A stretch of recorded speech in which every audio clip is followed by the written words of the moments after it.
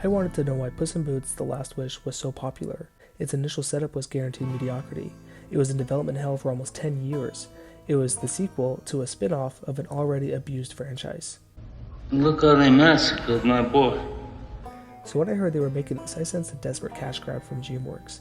But this movie defied all expectations and did very well in the box office, and did even more for improving DreamWorks' branding. So why did everyone love it? I analyzed over 1,000 reviews from the general audience and the critics to find out why.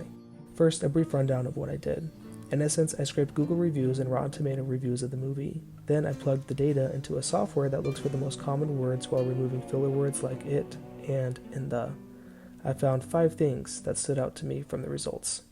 The first thing I noticed is that both the audience and critics talked a lot about the animation. The animation style was mentioned over 900 times.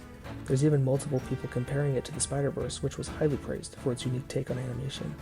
People clearly like the animation style. To me, this makes total sense since the director said he wanted each shot in the film to feel like a page in a children's storybook.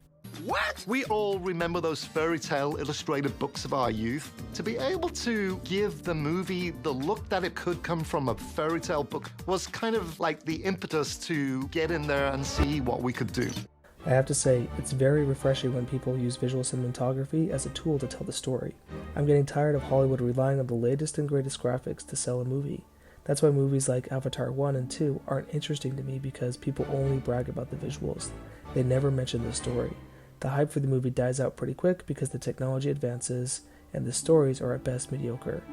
Even Tangled is looking more outdated and it's only been 10 years. Anyways, the reviewers clearly appreciated the director using the visuals to help express things. For example, scenes where Puss is fighting, they cut the frame rate to focus on certain shots. They even inverted the colors during his first fight with Death to emphasize each hit. And look at the scene with Death. It really makes you appreciate the thought that went into this movie. Second thing I noticed was the use of the words like death, wolf, and villain. The audience really liked the villain in this movie. Search for reviews on Puss in Boots on YouTube and you'll see huge amounts of time have been focused to the main antagonist. People love a good villain, and a good villain strikes terror in your heart.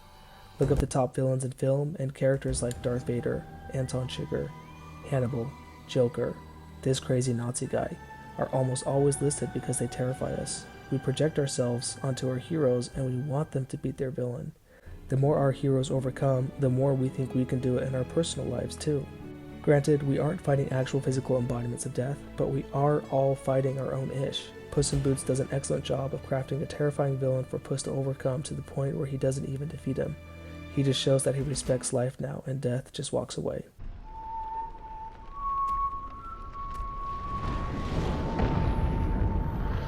The third thing I saw was how often people talked about character. People really like the characters in the show, including the supporting cast. I hate it when writers put side characters into roles and their only job is to fulfill that role. This is when you have the comedic sidekick whose only job is to be the funny guy. Or it's when you have the love interest and she only has lovey-dovey moments with the main character. The writers of The Last Wish made the characters feel like the protagonists of their own story. You could have easily changed the roles of the movie so that Puss in Boots was the side character and the other supporting characters could have taken the main role. Goldilocks learns that she has family right in front of her. Perito learns what real friends are and he finds them. Kitty learns to forgive Puss. All of these stories could have been fleshed out with more screen time and taken center stage.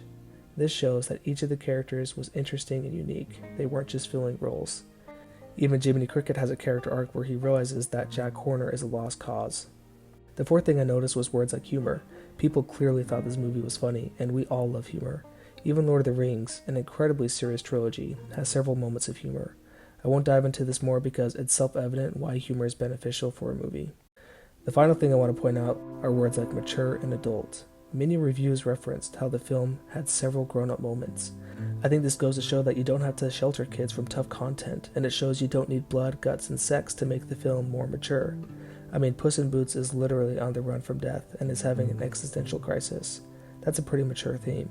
The benefit of creating emotionally challenging content is that families will watch it together, and as the kids get older, they will continue to watch this story with their own kids.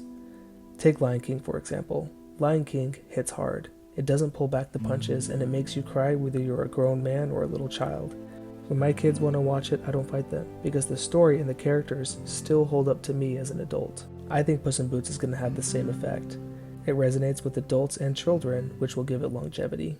So there you go. The audience has spoken. The animation isn't used just for realism, but to enhance the story. We love our hero Puss not because he's talented, but because of the villain he faces. The characters are all fleshed out. The humor lands like a Tesla rocket, and the themes resonate with kids and adults.